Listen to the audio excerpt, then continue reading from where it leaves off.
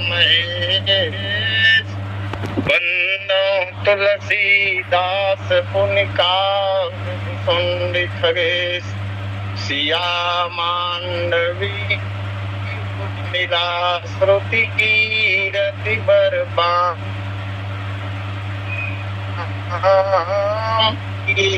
करत प्रणाम जानकी जीवनम वंदे मांडवी प्राणवल्लभम उर्मिला रमणम वंदे कीर्तिकांतम नमाम्यहम् बालचरित कहि विविध विधि मन महु परमौ छाओ ऋषि आगवन कहे सिपुनि श्री रघुबीर विवाह खर भरु देखी बिकल पुर नारी सब मिली दे महीपन गारी तेहि अवसर सोनि शिव धनु भंगा आए भृगुकुल कमल पतंगा दरस अपना जो रघुनंदन दिखा दोगे तो क्या होगा जगत भ्रम जाल से मुझको छुड़ा दोगे तो क्या होगा तब इस संसार सागर में मेरी नैया जो डूबी है कृपा करके किनारे पे लगा दोगे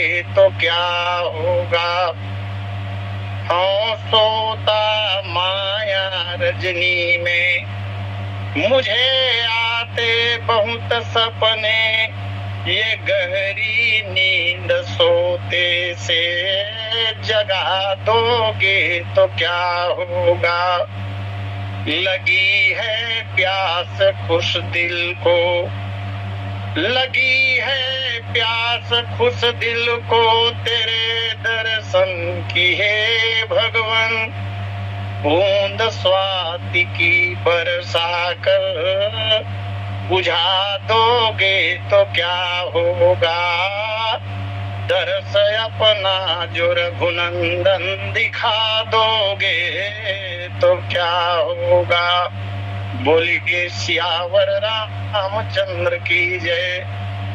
परमाराध्य भगवान श्री सीतारामचंद्र जी महाराज भगवान भूत भावन शंकर जी श्री सीताराम जी के चरण कमलों में नित्य अनुराग रखने वाले आंजनेय हनुमान जी महाराज कहर निष्पूज्यपाद गोस्वामी जी महाराज श्री राम कथा सत्संग पटल पर जुड़े हुए समस्त समादरणीय महान भावों तथा देवियों इस पावन कार्यक्रम के संयोजक एवं संचालक बहुत ही आदरणीय श्री पटेल जी आज के द्वितीय लिंक के कथा व्यास पूज्य चरण पंडित मानस भूषण महाराज जी और तृतीय लिंक के कथा व्यास बहुत ही आदरणीय भाई युवराज सिन्हा जी। आइए श्री रघुवीर विवाह प्रसंग के अंतर्गत आज 185वें भाग पर हम लोग कथा यात्रा कर रहे हैं। सीता स्वयंवर का प्रकरण सीता स्वयंवर के प्रकरण की कथा कल विराम पा चुकी है। कथा समाप्त तो नहीं होती, विराम पाती है। और उसके पश्चात का जो प्रकरण मानस जी में वर्णित है यह प्रसंग परशुराम गर्व दलन अथवा लक्ष्मण परशुराम संवाद के नाम से जाना जाता है। कथा के क्रम में हम लोगों ने दर्शन किया था कि जयमाल समर्पण हो जाने के बाद दुष्ट प्रकृति के राजागण अपने उग्र स्वभाव का प्रदर्शन करने लगे थे।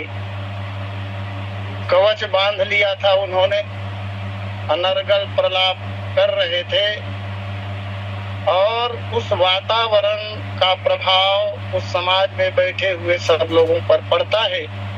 साधु राजा लोग समझाने का बहुत प्रयास करते हैं, सीता जी भयभीत हो जाती हैं, सखियां भी भयभीत होकर श्री सीता जी को उस स्थान से लेकर रानियों के पास चली जाती हैं और इधर भगवान राम अपने स्वाभाविक स्वभाव के अनुसार गुरुदेव के निकट पहुंच जाते हैं। इस अवसर का वर्णन करते हुए मानसकार गोस्वामी जी महाराज कहते हैं, खर भरु देखी विकल पुर नारी, सब मिल दे महीपन गारी। उस राज समाज में बैठे हुए कुटिल कपूत और मूर्ख राजाओं में जो खलबली मची, खर भरू जो खलबली मची, जो गड़बड़ी हुई, उनका अनर्गल प्रलाप हुआ, उसे देखकर और सुनकर विकलपुर नारी, जनकपुर की नारियां व्याकुल हो जाती हैं और व्याकुल होकर तब जो प्रतिक्रिया सामने आती है समाज में, उसे गोस्वामी जी महाराज कहते हैं, सब मिलते महीपन गारी। जनकपुर की सब स्त्रियां मिलकर समवेत स्वर में अथवा पृथक पृथक भी मूर्ख राजाओं को गालियां देने लगी। निवेदन करूं, यहाँ अश्लीलता के लिए कोई स्थान नहीं है। शास्त्रों में जो गालियां होती हैं वो शिष्ट परंपरा के अनुसार होती है। आज जिस तरह की फूहड़ गालियां हम लोग समाज में देखते सुनते हैं, उसके लिए शास्त्रों में जरा भी स्थान नहीं है। तो जनकपुर की स्त्रियां पहले तो व्याकुल होती, दुष्ट राजाओं के स्वभाव के कारण, और व्याकुल हो जाने के बाद फिर यह स्वाभाविक है क्योंकि स्त्रियों में कुछ विशेष गुण पाए जाते हैं। जैसे स्त्रियों में चंचलता होती है, भय भी होता है, पुरुषों की तुलना में ये जल्दी डर जाती हैं और लज्जा तो इनका आभूषण ही है। ये स्वाभाविक गुण है स्त्रियों के। चूंकि जनकपुर की सभी स्त्रियां श्री सीता जी को कन्या भाव से ही देखती थी, अपनी पुत्री के रूप में ही देखती थी। जिस तरह एक माता अपनी कन्या के साथ प्रेम और ममता का व्यवहार करती है, यही व्यवहार जनकपुर की तमाम जो नारियां हैं उनका सीता जी के साथ है। सब लोगों के मन में केवल एक ही कल्पना है। आरंभ से ही हमने कथा में देखा, सब ये चाहते हैं कि सुंदर श्यामल रघुवर जो वर हैं वही सीता जी को मिले, श्री राम जी के साथ श्री जी का विवाह हो। और इसके लिए उन्होंने देवताओं को बहुत प्रकार से मनाया है, अपने सत्कर्मों को समर्पण किया है पितरों के चरणों में, हमारे सारे पुण्य श्री राम को लग जाए, इनका विवाह श्री सीता जी के साथ हो जाए।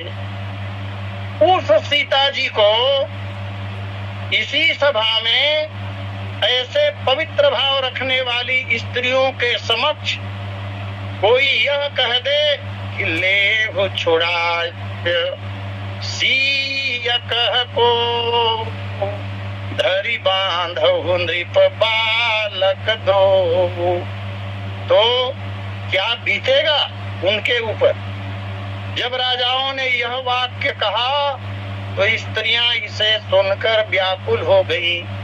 और भी उस राज समाज में जो राजा लोग बैठे हुए हैं वे एक से बढ़कर एक धूर्त हैं, मायावी भी है। राक्षस लोग भी तो राजा बनकर राजा के वेश में वहां पर विद्यमान है, जो माया जानते हैं। ऐसे लोगों की उपस्थिति जब बड़ी मात्रा में हो तो व्याकुल होना, डर का लगना स्वाभाविक है। इसलिए सब मिली देहि महीपन गारी। सब स्त्रियां उन दुष्ट राजाओं को गालियां देने लगी। अच्छा, गाली देना, दो बातें कहूं मैं, गाली देना और रोना। गाली देना और रोना, विद्वान लोग कहते हैं महिलाओं का गाली देना जो है वो उनका अस्त्र है और रोना जो है शस्त्र है। और भी देखे, अगर नारी के आंख से, स्त्री के आंख से आंसू की दो बूंद गिर जाए और आंख से आंसू बहते हुए कोई आदमी देख ले तो सामने वाले की खाल खींचेगा। ये स्थिति बनती है। तो ये इनके भड़क जाती हैं, जब क्रोध में आ जाती हैं तो गाली देना और अपमानजनक बात कहना और रोना, ये देखा जाता है। यहाँ एक बात, इस राज समाज में केवल दुष्ट राजा बैठे हैं ऐसी बात तो है नहीं, महान मूर्धन्य साधु राजा लोग भी विद्यमान है, देवता लोग भी राजाओं के रूप में बैठे हुए हैं। ये सब जानती हैं ये स्त्रियां। और गुरुदेव विश्वामित्र विराजमान है उसी सभा में, श्री राम लखनलाल जी महाराज विराजित हैं और विदेहराज जनक समक्ष विराजमान है। इतने बड़े बड़े मूर्धन्य लोगों के सामने ये स्त्रियां अपने धवल धाम से राजाओं को गाली दे रही है। जबकि इन स्त्रियों के बारे में गोस्वामी जी महाराज ने बहुत सुंदर बात कही है। पूरे नर नारी सुभग सुचि संता, धर्मशील ज्ञानी गुणवंता। ये स्त्रियां धर्मशील है, ये ज्ञानी है, ये गुणवती है। तब प्रश्न ये पैदा होता है, क्या एक धर्मशील व्यक्ति को, एक ज्ञानी व्यक्ति को और एक गुणी व्यक्ति को समाज के बीच में किसी को गाली देना चाहिए? क्या ये ठीक है, न्याय संगत है? स्त्रियों के द्वारा भरी सभा में किसी को भी गाली देना क्या विधि सम्मत कही जा सकती है? सामान्य तौर पर तो इस प्रश्न का उत्तर नकारात्मक ही मिलेगा। नहीं भाई, गाली देना ठीक नहीं है। और साधु पुरुष होकर, धर्मशील धर्मात्मा होकर गाली देना। और आज तो परिस्थितियां बदली हुई है, मुझे कहने में कोई संकोच नहीं। जो तथाकथित बड़े लोग कहलाते हैं वे ही ज्यादा गालियां देते हैं। देखते सुनते हैं हम लोग दैनिक व्यवहार के जीवन में। तथाकथित जो अपने आप को बड़े मानते हैं, दुनिया माने चाहे ना माने, कुछ लोगों की अपनी मान्यता होती है, वो मानते हैं और वही लोग ज्यादा अश्लील गालियां देते हैं।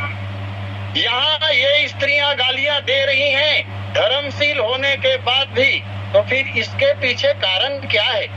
जब किसी को गाली देना विधि सम्मत नहीं है, तब ऐसे बड़े बड़े लोगों के बीच में क्यों गालियां देने लगी? इसका समाधान भी किया जाता है। जहां पर शुद्ध प्रेम का वातावरण हो, विशुद्ध प्रेम, प्रेमी अपने प्रेमास्पद के साथ जब विशुद्ध प्रेम करता है और प्रेमास्पद के लिए मान लीजिए कोई अपमानजनक बात कह दे, तो ऐसे समय में शिष्ट भाषा में व्यक्ति गालियां देगा ही। शुद्ध प्रेम, काम की अवस्था, क्रोध की अवस्था, चाहे व्यक्ति कोई भी हो, धार्मिक हो अधार्मिक हो, अगर क्रोध में आ गया व्यक्ति, इसी तरह धर्म में निष्ठा हो और उसी के सामने उसी के धर्म का अगर कोई अपमान करे तो क्या गालियां नहीं देगा वो? धर्म प्रेम, राष्ट्र प्रेम, राष्ट्र प्रेम अभी वर्तमान में हम देख सकते हैं। राष्ट्र प्रेम में गालियां देना तो क्या, प्राण ले लेना ही धर्म है। अभी चल रहा है, उस पर मैं ज्यादा नहीं कहूंगा। सब समझदार लोग हैं और समाचार नित्य निरंतर देख सुन रहे हैं। तो शुद्ध प्रेम, काम, क्रोध, धर्म प्रेम, राष्ट्र प्रेम आदि की प्रबलता जब हो जाती है और उसका अपमान जब होने लगता है तो व्यक्ति आर्त हो जाता है। और जब आर्त हो जाता है, दुखी हो जाता है, तब अच्छे अच्छे विचार रखने वाले लोग, सुविचारी लोग, उच्च कोटि का चिंतन करने वाले लोग भी, स्त्रियों की बात छोड़ दिया जाए, पुरुष लोग भी देश काल और परिस्थिति तथा विवेक का विचार नहीं करते और फिर प्रति उत्तर में उनका भी अपमान करते हैं। इस भाव से, चूंकि अभी अभी मैंने निवेदन किया, श्री सीता जी को ये सब पुत्री के रूप में देखती हैं। उस पुत्री के लिए जब कोई राजा अनर्गल प्रलाप करे तो ऐसे समय में तो चुप रहना जो है वही अधर्म हो जाएगा। ऐसे समय में तो जी भरकर सामने वाले का अपमान ही होना चाहिए, वो मान पाने लायक रह ही नहीं गया। इस दृष्टिकोण से उन महिलाओं ने राजाओं को गालियां दी। मानस जी में हम देखते हैं राम वनवास की अत्यंत जहरीली खबर अयोध्या वासियों के लिए, वनवासियों के लिए और देवताओं के लिए तो अमृतमय है ये खबर। श्री राम का वनवास 14 वर्ष के लिए जो हुआ, माता कैकेयी ने मांग लिया। वनवासियों के लिए, देवताओं के लिए, जगत के लिए कल्याणकारी है, लेकिन अयोध्या वालों के लिए तो कल्याणकारी नहीं है। तो उस अवसर पर अयोध्या के लोगों ने कैकेयी को गालियां नहीं दी क्या? कैकेयी को भला बुरा नहीं कहा? भला बुरा तो इतना कहा गया, संभवतया सबसे ज्यादा अपमानजनक बात अगर किसी ने कहा होगा तो भरत जी ने कहा होगा, जो सबसे बड़े संत हैं मानस जी के। प्रवृत्ति मार्गी संतों में भरत जैसा कोई संत नहीं हुआ। वह माता कैकेयी को क्या क्या नहीं बोल गई राम प्रेम के कारण। तो इसी तरह यहाँ भी भरत की वो बात मुझे याद आती है। भरत जी ने संकल्प ले लिया कि जिस कैकेयी ने मेरे प्रभु का वनवास दिलाया है उसको इस जन्म में मैं मां कहूंगा ही नहीं। 14 वर्ष वनवास समाप्ति के बाद जब भगवान आए तो माता कैकेयी ने भगवान से ही कहा, राम भरत मुझे मां नहीं कहता, एक बार मां तो कहलवा दो पुत्र। और तब भगवान राम भैया भरत के महल में जाते हैं। पर आर्त दशा में मन स्थिति क्या होती है यह समझने की बात है भरत जी के इस चरित्र से। भगवान श्री रामचंद्र जी गए भरत के महल में, पीछे पीछे कैकेयी भी गई। भगवान राम अंदर गए, कैकेयी बात खड़ी रही। संभवतया भरत जी आशय समझ गए रहे होंगे। भगवान राम श्री भरत जी से कहते हैं कि भरत, आज मैं तुझसे एक बात मांगने आया हूँ, एक वचन मांगने आया हूँ और मुझे आशा है मेरे मांगे हुए वचन को तुम पर पूरा करोगे। और तब कवि कहते हैं राम ने कहा कि आज मांगता हूँ भिक्षाए, रोकर भरत बोले यह भी सहूंगा मैं। पहले तो भरत जी ने कहा, भगवान मांगने की कौन सी बात, आदेश कीजिए। आपका आदेश हो तो नक्षत्र मंडल से तारे तोड़कर आपके चरणों में धर दूं। राम ने कहा कि आज मांगता हूँ भिक्षाए, रोकर भरत बोले यह भी सहूंगा मैं। भैरव हमारा धन जीवन तुम्हारा नाथ, दास आपका सदा आपका ही रहूंगा मैं। किंतु भगवान एक आज्ञा दीजिएगा नहीं, कुछ भी आज्ञा दे दीजिए, एक बात को छोड़कर भगवान भरत जी ने कहा, सब कुछ कह दीजिए आप, एक बात को छोड़कर। भैरव हमारा धन जीवन तुम्हारा, नाथ दास आपका सदा आपका ही रहूंगा मैं। किंतु भगवान एक आज्ञा दीजिएगा नहीं, कोटि कोटि बार पद पद्म को कहूंगा मैं। जिसने हमारे देव तुमको वनवास दिया, उस कुटिल कैकई को कभी मां नहीं कहूंगा मैं। यह स्थिति बनती। आज जनकपुर की स्त्रियां भी माता सीता को कन्या के रूप में देखती हैं, एक स्वरूप ये है, और दूसरा स्वरूप यह है कि श्री सीता जी को स्वामिनी के रूप में देखती हैं। और अपनी स्वामिनी के लिए इस तरह के अनर्गल प्रलाप अगर कोई करे तो फिर चुप कैसे रह सकती हैं? इसलिए स्त्रियां जो है वो गालियां दे रही है। कुंवर चढ़ाई भाव है, अब को बिलो किसो है। जहाँ तहाँ अचेत खेत के से धोखे हैं। गाली क्या दे रही है ये गोस्वामी जी महाराज कह रहे हैं गीतावली रामायण। गालियां तो दी स्त्रियों ने, लेकिन क्या क्या गालियां दी उन दुष्ट राजाओं, इसका वर्णन करते। उनकी बातों को सुनकर लखनलाल जी महाराज की भौहें चढ़ गई। कुंवर चढ़ाई भौहें, अब को बिलो किसो है। जहाँ तहाँ भे अचेत खेत के से धोखे हैं। जैसे ही लखनलाल जी ने उन राजाओं की ओर धोखा देखा तो खेत का धोखा जैसा वातावरण बन गया। ये खेत का धोखा क्या है? खेत का धोखा उसको कहते हैं बाड़ियों में या खेतों में हिरन अथवा किसी पक्षियों से या चोरों से रक्षा करने के लिए लोग आदमी का पुतला बनाकर रख देते। तो दूर से आदमी देखेगा, अरे यहाँ तो रखवाला बैठा है, तो चोरी नहीं होता। वो सही का आदमी समझकर, रखवाला समझकर खेत में प्रवेश नहीं करता। चिड़िया आदि भी डर जाती हैं। इसको कहते हैं खेत का धोखा। ऐसे नर नारी कहे,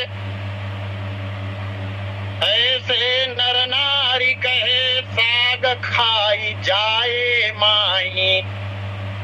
स्त्रियां कह रही हैं उन राजाओं को कि अरे पापियों, तुम लोगों को तुम्हारी माई ने, माने तुम्हारी माता ने कैसे उत्पन्न किया है। तो कह रहे हैं खाई जाए, साग खाई जाए माई। साग माने वनस्पति, साग भाजी खाकर तुम्हें जन्म दिया है। और तुम्हारी ये मोटी मोटी जो भुजाएं दिख रही है ना, ये अन्न से मोटे नहीं हुए, बल्कि देखे नर नारी कहे, साग खाई जाए माई। बाहु पीन पावरी। तुम्हारे ये मोटे मोटे पैर और मोटी मोटी भुजाएं दिख रही है ना, ये कैसे मोटी हुई है?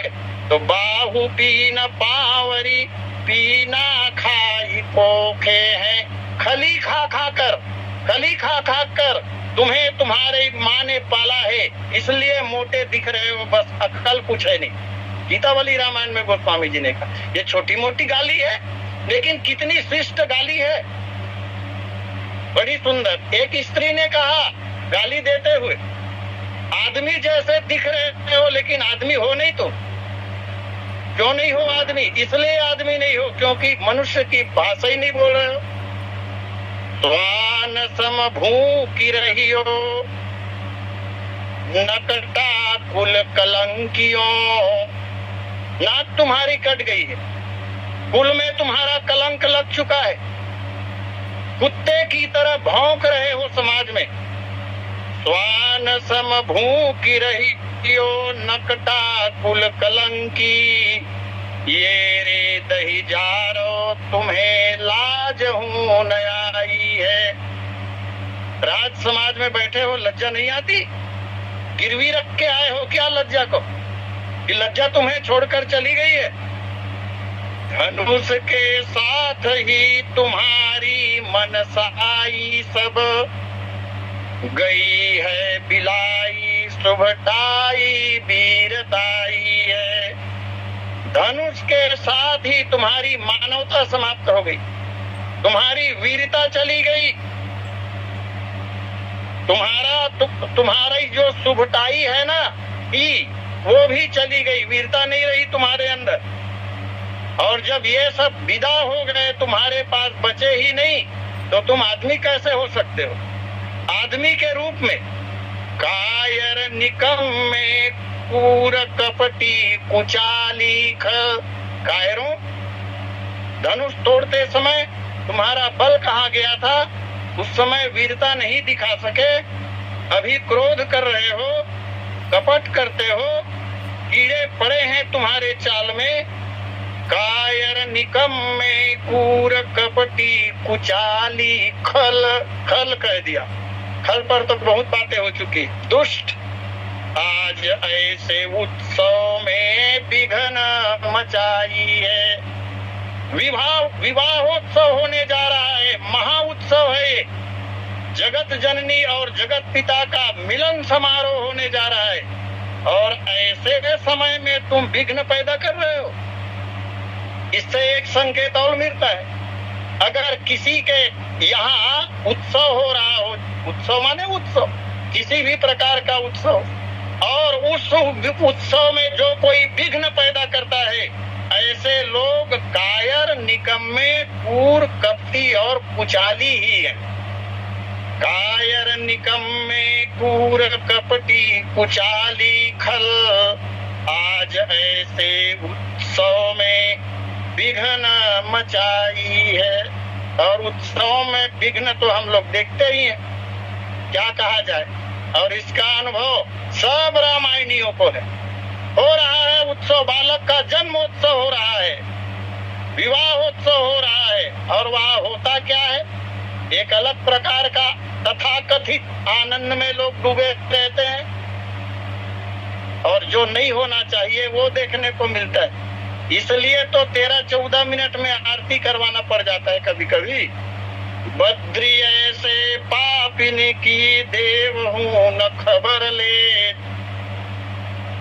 इस वाक्य से उन स्त्रियों के हृदय की पीड़ा समझी जा सकती।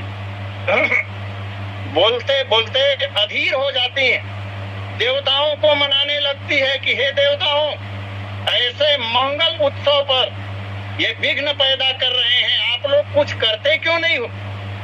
बद्री ऐसे पापिन की देव हूं न खबर ले, आकिना परत इंद्र गाज राई है। हे देवताओं के राजा इंद्र, इंद्रधनुष में वो गाज, अर्थात गाज जिसको कहते हैं गांव की भाषा में, बिजली का गिरना, वो बाण चढ़ाकर इनके ऊपर छोड़ क्यों नहीं देते?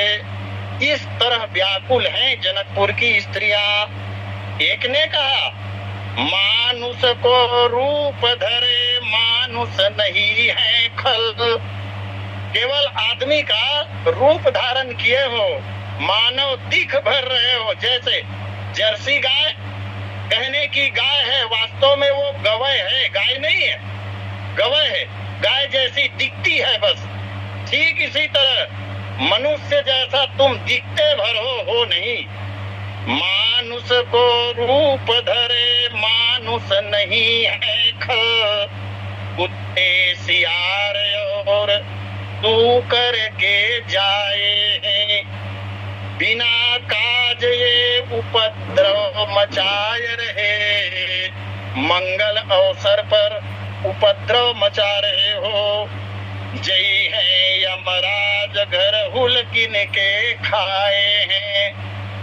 अगर तुम नहीं सुधरे ना तो बहुत जल्दी यमराज के घर तुम्हारा जाना हो जाएगा। बद्री ने लाजहू न को बिल्ली की आंखें क्यों आंखें दमकाए हैं। तुम्हारी आंखें भी बिल्ली जैसी है। सिया जी के पायन के, बहुत सुंदर बात कवि कहते हैं, सिया जी के पायन के तालू समहू न है, पूसट को मुख लेके ब्याही बेको आए हैं। स्त्रियों ने कहा, अरे मूर्खों, हमारे सीता जी के चरण के जो तलुए हैं ना, उसके समान तो तुम्हारे मुख भी नहीं है। इतनी असमानता है और तुम उस सीता को पाना चाहते हो। सिया जी के पायन के तालू समहू न रहे, पूसट को मुख लेके ब्याही बेको आए हैं। विवाह करने के लिए आए हो यहाँ। इस तरह और भी एक गाली जो पंडित दामोदर राव विनायकी टीका में लिखते हैं, वो मैं निवेदन करूं। सब मिली देहि महीपन गारी। ग्रंथ जो है वो सीता स्वयंवर ही है। सीता स्वयंवर ग्रंथ से यह लिया गया है। धनुहा जब टूट गई सजनी इन राजन को अब काज कहा। धनुष तो टूट गया, और जब धनुष टूट गया तो तुम लोगों का काम क्या है, यहाँ क्यों बैठे हो? ये छोटा मोटा अपमान है। एक बार जनक जी महाराज ने भी कह दिया है, जनक जी कह चुके हैं, तजहु आस निज निज गृह जाहु। तब भी ये लोग बैठे हुए हैं, जमे हुए हैं। ये कितनी बेशर्मी की बात हो सकती है। अरे आज भी थोड़ा भी अगर पानी चढ़ने वाला आदमी हो, कोई आदमी किसी के घर गया और थोड़ा बात अगर नहीं किया तो बैठेगा नहीं, उठ के चला जाएगा। और जाओ कहने पर तो फिर बात ही क्या है। लेकिन धनुष टूट जाने के बाद भी क्या आशा उम्मीद के साथ तुम बैठे हो। धनुहा जब टूट गयो सजनी इन राजन को अब काज कहा। दही जार न जाय घरे अपने काहिक जोरे समाज महा। ये मूर्ख लोग अपने घर क्यों नहीं जाते? नाहक शरमात नहीं तनिको बठियायस मोट दिखात यहाँ। नहीं आवत राज बजावत गाल हराम गुलाम निकाम महा। हर राय के गाज काटी परे मरे रारी मोहारी मचाय रहे। मुख माही मसो मरवाए रहे अपनों की हंसी करवाए रहे। ये अपनी हंसी खुद करवा रहे हैं। नृपकूर गरूर भरे लबरे, झूठा का क्रोधी का। नृपकूर गरूर भरे लबरे किमी सापुन को डरवाए रहे। स्त्रियों ने कहा, तुम सांप को डरा रहे हो, जानते नहीं हो लक्ष्मण कौन है। एक निरीह सा आदमी, अदना सा आदमी अगर नाग से छेड़छाड़ करे, उन्हें डराने का प्रयास करे, तो उसका हश्र क्या होगा। हक नाहक गाल बजाए रहे दही जार कहाँ से आए रहे। कहाँ से आए हो तुम लोग? जहाँ से आए हो वहीं चले जाओ। इस तरह की बात नारियां व्याकुल होकर राजाओं से कह रही हैं। देहि अवसर सुनी शिव धनु भंगा। आए भृगुकुल कमल पतंगा। इस तरह का वातावरण निर्मित हुआ। ठीक उसी समय, यही अवसर, उसी समय सुनि शिव धनु भंगा, भगवान शंकर के धनुष के टूटने की आवाज को सुनकर देहि अवसर सुनी शिव धनु भंगा, आए भृगुकुल कमल पतंगा। भृगुकुल रूपी कमल को खिलाने वाले सूर्य रूप भगवान परशुराम जी उसी समय आए। निवेदन करूं, धनुष तो बहुत पहले टूट गया। धनुष टूटने के बाद कितनी बातें हुई, लगभग 3-4 दिन की कथा हुई है। धनुष टूटने के बाद इतना समय बीत जाने के बाद भगवान परशुराम आ रहे हैं, ऐसा लगता है इतना समय हुआ नहीं है। मैंने एक दिन कथा में निवेदन किया था, सब बातें साथ साथ चल रही थी, लेकिन सब बातों का एक साथ वर्णन करना कवि के लिए या किसी के लिए संभव नहीं होता। क्रमबद्ध वर्णन होने के कारण समय बहुत लगा, ऐसा लगता है। आइए समय पूर्णता पर अस्तु सादर आमंत्रण आदरणीय पटेल जी को, शेष चर्चा बाद में। बोलिए सियावर रामचंद्र की जय। बोलिए सियावर रामचंद्र भगवान की जय। बहुत बहुत धन्यवाद सत्याचार्य जी को। श्री रघुवीर के अंतर्गत भार्गव दर्प विमर्दन का प्रसंग आज सुबह आपके द्वारा त्रिभुवन जय समेत बैठे ही विनय विचार पर ही हटते, यह वीरेश जी का प्रण था। और जब तक क्षत्रिय कुल विध्वंसक भार्गव राम परास्त नहीं होते तब तक त्रिभुवन जय न होने से जनक जी की प्रतिज्ञा पूरी होती। वहां उस सभा में परशुराम जी के आने का यह भी एक कारण था कि जब तक वे नहीं आते तब तक जनक जी की प्रतिज्ञा कहाँ से त्रिभुवन जय होता, क्योंकि सब जैसे भी आए सब राजा लोग अपने अपने औकात में आ गए। आगे उसका वर्णन आएगा। जो रास्ते में ही भेंट हो जाती तो लक्ष्मण जी की तेजस्विता त्रैलोक्य वीरों को कैसे